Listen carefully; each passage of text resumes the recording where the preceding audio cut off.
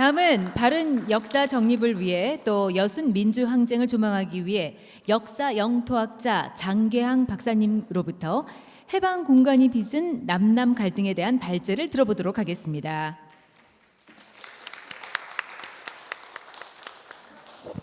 이미 여순 민중항쟁에 대해서는 여러분이 이미 전부 알고 있습니다.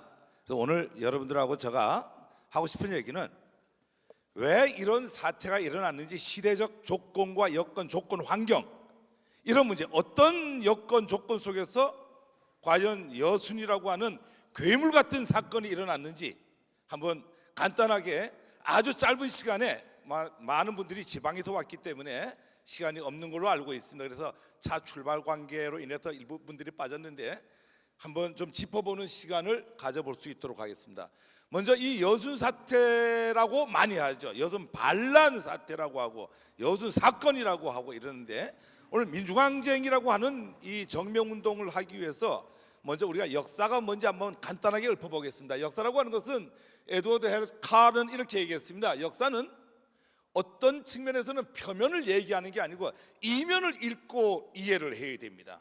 우리가 지금까지 많은 역사학자들이 엉터리의 어떤, 그러니까 그 이승만 정권서부터 만들어낸, 자기 반성 없이 만들어낸 역사책을 보고 표면을 보고 우리가 역사를 이해했다면은, 지금부터는 역사를 이면을 읽고 해석하는 학문이라고 했으니까 이면을 봐야 된다. 오늘 이 증언 자리가 바로 이면을 듣는 자리라고 이렇게 생각하면 되겠습니다. 역사가의 중요한 임무는 기록하는 것이 아니죠. 평가하는 것입니다. 그래서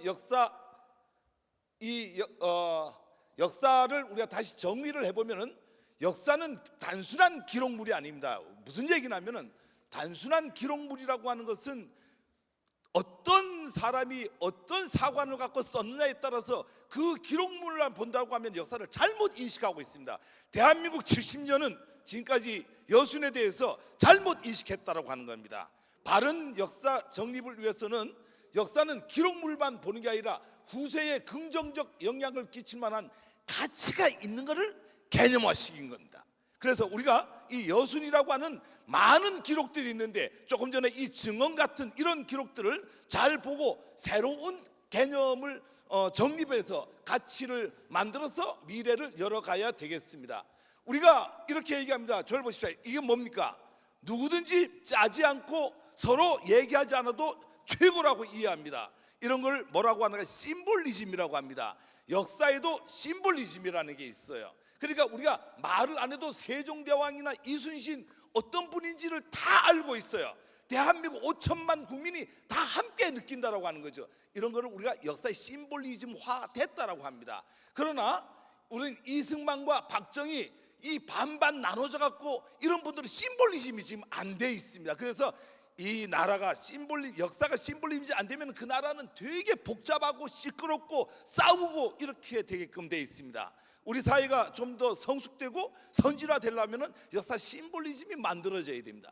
그런 측면에서 지금 현재 가장 문제가 되는 게, 과연 여순 사태가 반란 사건이냐, 여순 민중항쟁이냐, 이런 부분도 심볼리즘화가 안 돼갖고 이런 문제가 지금 현재 나오는 겁니다. 우리가 오늘 이런 추모 문화 행사를 하고 있는 것은 심볼리즘화를 만들어서 선진사회로 가는 길목에서 한 역사에 대해서 같은 방향을 보자라고 하는 게 오늘 이 자리의 의미라고 생각을 합니다. 역사는 브레포임이라는 말이 있습니다. 즉 감개사상, 이게 너무 어려운 얘기예요. 제가 이게 지금 2시간짜리 강의를 20분으로 줄였는데 그 자체를 한 10여 분 만에 끝내려고 하니까 이해를 좀 해주시고요.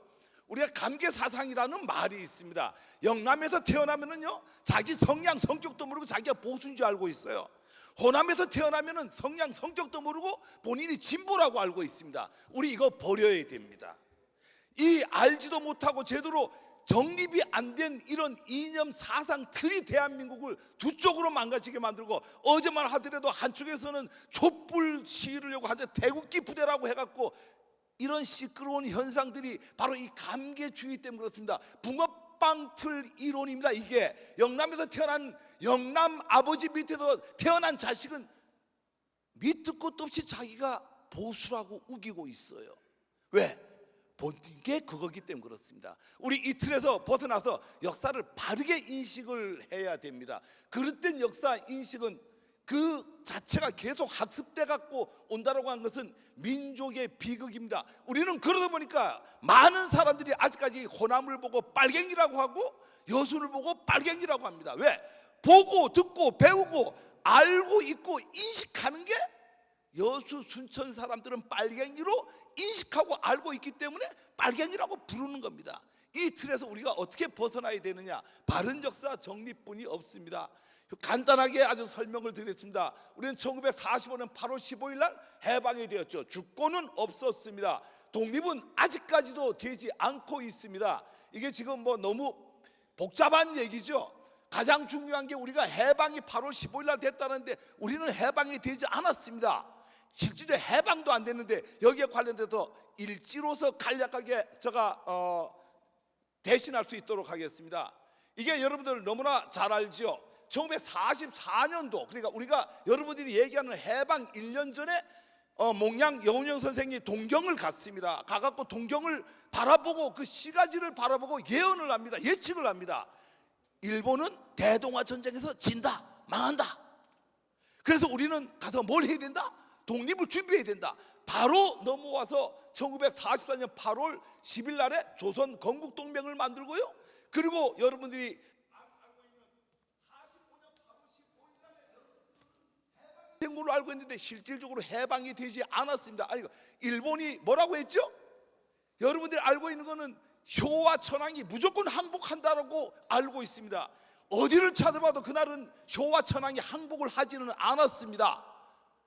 이 이유는 너무나 많이 있어요. 그 당시에 이미 우리 한반도 내에 나진에 소련군이 내려와 있었고 이래갖고 항복을 하지를 않았습니다. 이때. 근데 우리는 다 항복을 한 걸로 알고 있습니다. 그 당시에 일본은 소와 천황은 전쟁을 종식을 선언했을 뿐입니다. 우리는 그걸 해방이 된 걸로 인식을 하고 있고요. 이때부터 우리는 일본으로부터 해방된 걸로 가고 건준이 만들어지고 인민위원회가 만들어졌습니다. 그냥 제목만 읊고 넘어가겠습니다. 그리고 실질적인 일본의 항복은 1945년 9월 2일 날 항복을 하게 됩니다. 요코하마 항해 정박 중이던 미주리 함상에서 항복을 선언을 하죠. 실질적으로 이날 항복을 하고 그리고 9월 4일 뒤에 여기 여운현 선생이 조선인민공화국을 선포를 합니다. 상해에 임시정부가 있었지만은 우리 한반도 내에서 최초로 정부를 만든 정부가 바로 조선인민공화국인데 미 군정에 의해서 해체가 됩니다. 바로 다음 날에 오늘 제가 여러분들하고 얘기를 하려고 하는 게 바로 메가더 포고령 제1호입니다. 이게 7일 발표가 되고 미군이 직접 한반도를 통치한다. 즉 북조선에 있는 내려온 소련군은 해방군으로 내려왔지만은 미군은 점령군으로 내려왔습니다.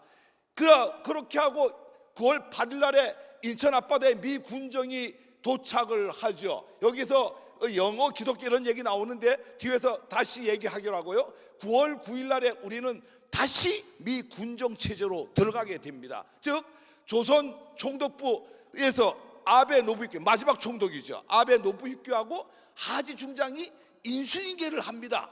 인수인계를 하고 오후 3시 반 정도에 어떻게 되라니까 조선 총독부 앞에 있던 일장기가 내려가고 대국기가 올라가는 게 아니라 성조기가 올라간다고 하는 거죠. 이날부터 우리는 다시 미국의 통치를 받는 겁니다. 해방도 안 됐고 독립도 안 됐습니다. 실질적인 통치 이외에는 우리가 며칠을 했다. 22일 해방된 겁니다. 8월 15일 날부터 9월 9일까지 22일 해방이 되고 다시 미국 통치를 받는 이런 아픔이 있는데 우리 대한민국 사람들은 이 자체를 인식을 전혀 못하고 있다라고 하는 겁니다. 제가 아까 얘기했던 오늘 가장 집중적으로 얘기하려고 하는, 그러니까 여순 사태가 왜 났느냐.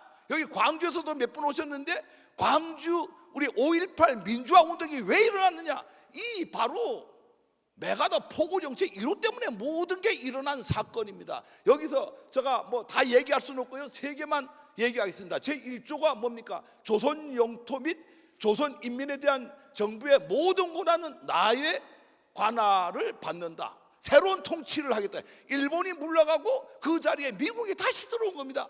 거기에 이유가 뭐라니까? 바로 이 문제가 대한민국이 역사가 복잡하게 된 직접적인 원인입니다. 정부의 공공 및 명예 직원, 유무급 종사자는 추후 명령 때까지 종래의 기능 및 의무를 수행한다. 이 일제가 종전선언을 하고 항복을 하고 물러간 자리에 새로운 민족 지도자들이 들어가야 되는데 미 포고령에 의해서 어떻게 되냐면은 메가더가 이런 명령을 합니다. 일제시대 때 공무원 했던 사람, 경찰 했던 사람, 세무서 했던 사람 다 자기 자리로 돌아가서 지금까지 하던 일을 계속 하라고 합니다. 이게 대한민국의 역사가 뒤 바뀌는 직접적인 계기가 됩니다. 이게 9월 7일 날, 그러니까 우리가 22일 8월 15일 날 해방이 되고 9월 7일 날 이걸 했으니까 실질적으로 22일 동안 진정한 해방이었고, 바로 이런 어떤 관계 속에서 친일 잔재가 다시 제자리로 돌아오는 이런 어떤 아픈 역사가 있었습니다. 여기에 다 빼놓고 5조, 이 5조가 대한민국 역사의 흐름을 바꿉니다. 결론 얘기할게요. 5조는 뭐라니까요? 오늘 이 순간부터 대한민국 한반도 내의 모든 공용어는 영어로 한다. 우리 국민들만 이 사실을 모르고 지금 70년을 살아오고 있다고 하는 거죠. 이 메가더 포고령 이론은 너무나 중요한 문제입니다. 우리가 일제 41년 동안 직접 통치를 받은 36년간은 실질적으로 어떤 언어를 쓰라고 통제를 받아요? 일본어를 쓰라고 통제를 받았습니다. 8월 15일 날에 일본이 물러가고 난 뒤에 우리는 22일 뒤에 다시 한반도의 공용어는 영어가 되고 맙니다. 여기서 모든 비밀이 여기서부터 나옵니다. 즉 결론만 먼저 얘기할게요. 왜 이승만이가 대통령이 됩니까? 간단합니다. 영어를 가장 잘하는 사람이기 때문에 대통령이 되는 겁니다. 그럼 그 당시에 영어를 가장 잘하는 사람은 누구겠어요? 다 목사가 되기 위해서 미국에 유학 갔던 사람들이에요. 그 사람들이 미국에 유학을 가다 보니까 영어를 잘하는 거고, 그 사람들이 한국에 돌아왔는데, 해방이 됐다고 돌아왔는데 미 군정 포고령 제1호에 의해서 오늘부터 모든 공용어는 영어로 한다라고 하니까 이 권력을 다시 쥘 수 있는 유일한 집단이 누구 집단이겠어요? 여러분들이 흔히 얘기하는 개독교 집단이라고 하는 기독교 집단하고, 그 기독교 집단이 대부분 미국에서 유학을 하기 때문에 그 사람들이 영어를 가장 잘하니까 그 집단 세력이 대한민국을 다시 장악을 하는 겁니다. 이게 민족의 비극이고 아픔이고, 반복된 이 역사, 그러니까 친일 잔재가 다시 돌아오는 어떤 제자리 회귀하는 이 역사가 여기서부터 시작이 돼갖고 대한민국이 복잡하게 된다라고 하는 거죠.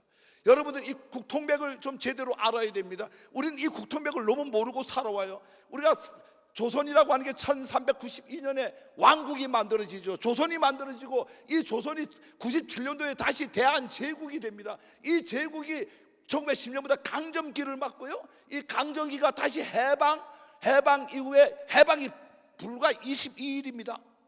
이 이후에 군정에서 민국, 우리는 자꾸 조선에서 대한민국이 온 걸 알고 있어요. 이렇게 알면은 여수는 없습니다. 이렇게 알면 안 돼요. 이렇게 아는 역사는 잘못된 역사예요. 바른 역사라고 하는 것은 반드시 왕국 뒤에 제국이 있었고, 이 제국에서 강점이 있었고, 강점에서 잠시 해방해서 군정이라고 하는 게 근 3년이 이루어진다고 하는 거예요. 이 기간 동안에 여순이 모두 만들어지는 거예요. 그러니까 우리가 이 군정이라는 걸 인정을 안 하고, 지금 우리 역사에 인정을 안 하고 있어요. 역사책 없어요. 이 군정이 없어지면 여수는 없는 거예요. 5.18도 없는 거예요. 그래서 이 군정 뒤에 민국이 48년도에 만들어지니까, 물론 여기서 헌법적 가치에 의하면 1919년 4월 11일 날 민주공화국이 만들어지죠. 이 개념은 여러분들이 이해를 하고 계시고, 다음에 한번 기회가 되면 좀 더 자세히 설명하는데요, 딱 두 가지만 져서 얘기하겠어요. 이 자리가 너무 많습니다. 그 중에서 미군이 들어온다고 하는 건 미군정이 들어오는 것이다. 미군이 다스린다. 누구죠? 메가더입니다. 뭐라고 얘기하죠? 태평양 방면 미국 육군부대 총사령관인 나에게 부여된 권한에 의해서 나는 북위 38도 이남의 조선 영토와 조선 인민에 대한 군사적 관리를 하고 다음과 같이 점령 조건을 발표한다. 이게 포고령 1호입니다. 그리고 실질적으로 점령군으로 들어온 하지 중장이 뭐라고 얘기하니까, 한국은 미국의 적이었으므로 항복의 조례와 적용을 받는다, 이렇게 얘기를 합니다. 여러분, 2차 세계대전에 유럽에서 독일이 패전국이죠. 독일이 동독 서독 나눠줬죠. 동양에서는 일본이 패전국입니다. 어디가 나눠져야 돼요? 일본이 나눠져야 되잖아요. 왜 우리가 나눠집니까? 그런데 이 그릇된 인식을 가진 하지 중장은 일본과 한국을 같은 나라로 봤기 때문에 들어오자마자 첫 마디가 바로 미국의 적이었다라고 얘기합니다. 미국은 대동아 전쟁에서 일본과 싸웠어요. 우리는 끌려갔습니다. 그런데 하지 중장은 뭐라고 하니까 한국은 미국의 적이었다, 이렇게 표현을 합니다. 이 통탄의 역사, 이런 바른 역사가 정립이 안 되고는 우리는 여순을 얘기할 수 없고 5.18을 얘기할 수가 없는 겁니다. 그래서 이런 부분들을 다시 얘기를 해야 되고요. 이 해방 공간에서 그러면은 이 권력 구조에 대해서 간단하게만 설명을 드리겠습니다. 이 모든, 이건 지금부터입니다. 350년 전에 우리 사색 당파 중에서 서인이 소론과 노론으로 갈립니다. 이때 이 노론이 반란을 일으켜 갖고 일당 지배를 하게 됩니다. 350년 전이에요. 이 350년 전에 이 노론이 국정 지배를 하게 되는데, 이 노론이 세도 정치를 하는 건 너무나 잘 알잖아, 그죠? 9살짜리 왕을 안 지켜놓고 처갓집 식구들을 데려다가 정치를 하는, 19살짜리 절정을 안 지켜놓고 처갓집 식구들이 대신하는 세도 정치라고 합니다. 이 세도 정치에 의해서 어디가 조선이 망합니다. 망할 때 마지막 조선이 망하는 영수가 누구예요? 노론의 영수가 바로 영수가 이완용입니다. 이완용이라고 하는 이 영수가 여기에 있는 인조반정에 의해서 들어왔던 이 나라를 망하게 하고 한일 병탄이 이루어지게 해갖고, 당연히 그 노론 세력이 41년 36년 동안 뭐가 되겠어요? 사회 주류 세력이 되는 겁니다. 일본이 망합니다. 그러면 이 노론이 망해야 돼요. 그런데 아까 포고령 제1호에 의해서 어떻게 되죠? 다시 미군이 점령을 하면서 노론이 또 그 자리에, 바로 아까 포고령 1호 2조에 의해서 다시 그 노론 집단이 중심이 됩니다. 이 미군이 점령을 하고 아까도 얘기했듯이 친일파들이 죽어야 되는데 다시 복권이 다 되죠. 반민특위에 의해서 죽어야 될 친일파들이, 사형을 받아야 될 친일파들이 복권을 해서 이 이승만 정권을 만들어지고, 오늘날까지 대한민국에 지금 이 노론의 마지막 영수가 누굽니까? 감옥에 있는 박근혜 전 대통령입니다. 다시 얘기할게요. 노무현 대통령이 당선이 됐어요. 자기 마음대로 할 수 있을 것 같았어요. 검사들하고 얘기를 했어요. 대화가 안 되는 거예요. 노무현 대통령이 뭐라 그랬어요? 나랑 한번 해보자는 거예요? 해봤죠. 누가 이겼어요? 졌잖아요. 지금도 못 이기고 있는 거예요. 노무현 대통령이 언론 적폐인 조선일보하고 한판 붙었죠. 안 되는 거예요. 지는 거예요. 논두렁 사건을 만들어내고 조잘돼 갖고 사회로 퍼뜨리고 그러면 대통령이고 다 지는 거예요. 지금 그게 이쪽에 검찰 적폐고 언론 적폐고 학원 적폐고 정보 적폐고 경제 적폐고 이렇습니다. 그래서 이 관계에 대해서 여러분들 좀 알고 계십니까? 여러분들 이게 바로 이 대한민국에 복잡하게 만들 괴벨스 이론입니다. 여러분들 나치 독일의 이 괴벨스 너무나 잘 알죠? 홍보장관입니다. 이 괴벨스는 이렇게 얘기합니다. 한 사회에 점령을 들어가면 그 사회에는 레지스탕스 세력과 옵티니스트 세력과 콜라보 세력이 있다고 이렇게 얘기합니다. 이게 간단하게 얘기해요. 저항주의자, 김구 같은 저항주의자가 있고요, 기회주의자가 있고요, 그 점령군에 적극적으로 달라붙는 세력이 있다, 이렇게 얘기를 합니다. 이 세력에 의해 보면은 우리는 두 번에 걸쳐 갈등이 만든다. 결론 얘기할게요. 그냥요. 일제시대 때 일제에 항거하는 독립군이 있는가 하면은요, 일제에 착 달라붙은 노론 세력이 있습니다. 이 세력이 다 지나가면 저단이 돼야 되는데 2단계로 들어오면서 다시 또 갈등, 미군이 들어오면서 미군에 착 달라붙는 세력이 있고 미군을 반대하는 세력이 있습니다. 이런 두 단계에 걸쳐갖고 대한민국은 복잡하게 됩니다. 미군정이 시작되죠. 아까도 얘기했죠. 영어 잘하고 잘하는 경험 있는 인재, 개혁적인 기독교 신자 이 사람 때문에 이 할 얘기가 너무나 많습니다만 이 사람들 이승만 시대가 시작이 되는 겁니다. 숨죽이던 노르는 친일파들의 공격이 다시 시작이 됩니다. 불과 22일 뒤에요. 그래서 바로 이 미군정의 프래그머티즘이라고 하는, 그러니까 실용학이라는 신리만 추구하는 철학입니다. 이것 때문에 경찰 조직이 부활하고 군인 조직, 행정 조직이 갖고 일제 시대가 부활이 되다 보니까 건준 조선인민공화국 인민위원회 다 해체가 되고 상해에 있던 임시정부까지 인정을 못 받고 없어지는 이런 어떤 거하고 다시 친일 그 당시에 지배하던 세력들이 부활을 하는 국방경비대가 창설이 되지요. 이승만 정권의 한계와 이제 뭐 본격적으로 마지막 맺는 말입니다.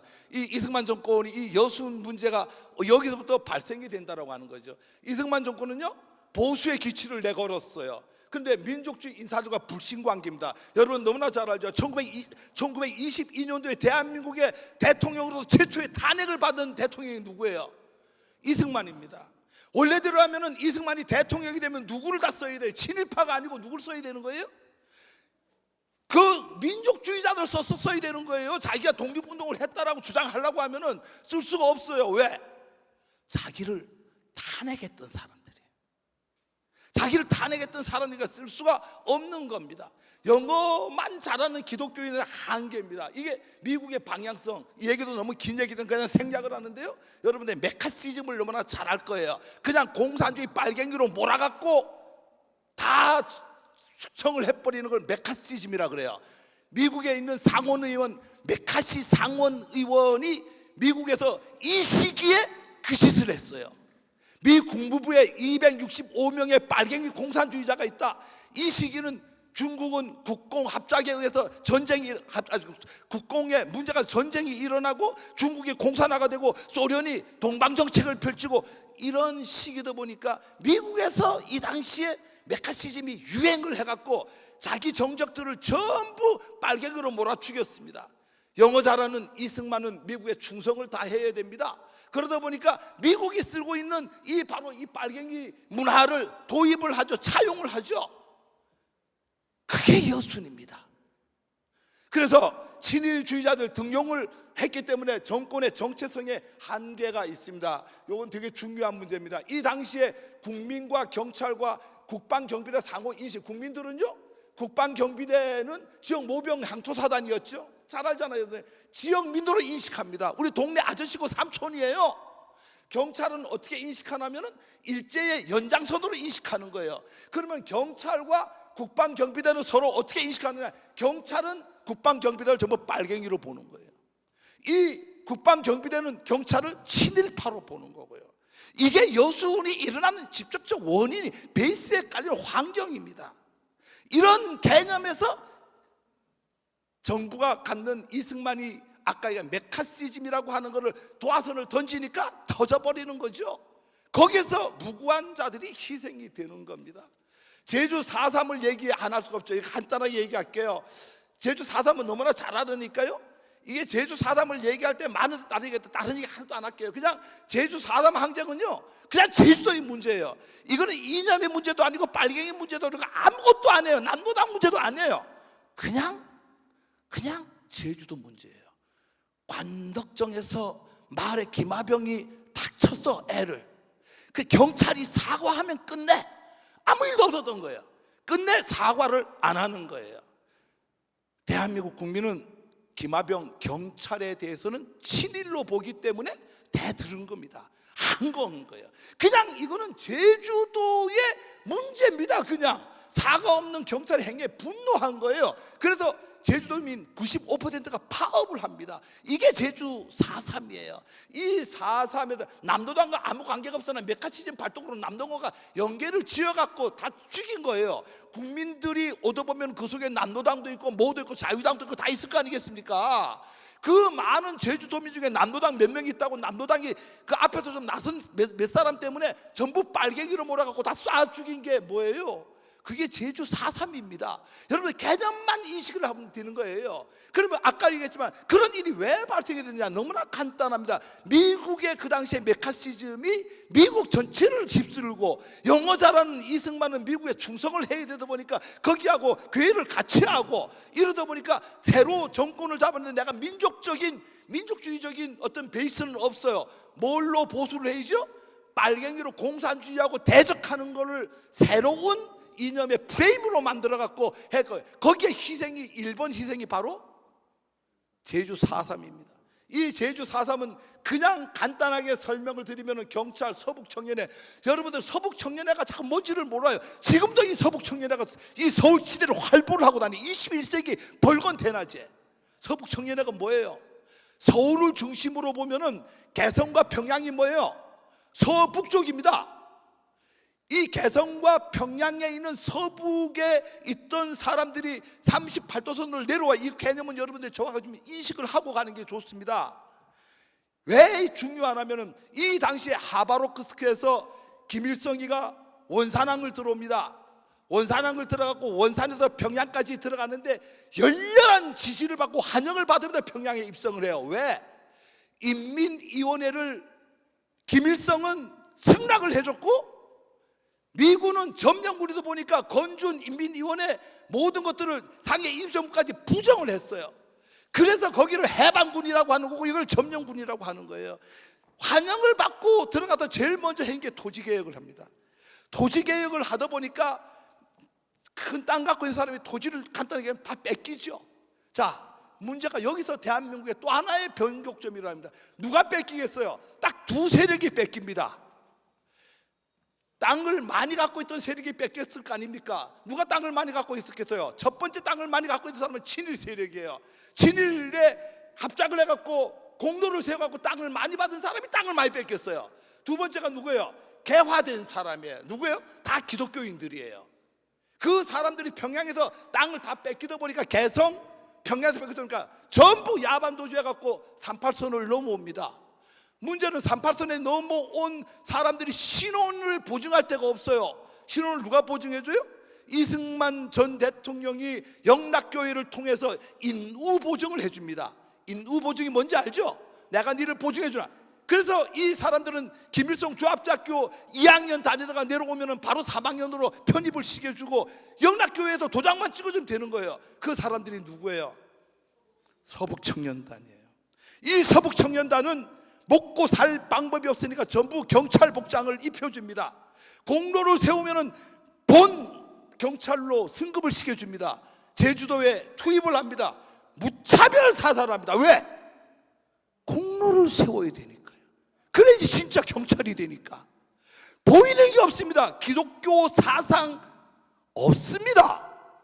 그러니까 이 아까 영어 잘하는 우리 이승만 전 대통령에 의해서 정권이 만들어지고 그 정권이 바로 아까 얘기했던 메카시즘이라고 하는 어떤 하나의 틀 속에서 이루어진 하나의 일련의 사건들입니다. 그렇게 이해를 하시고요.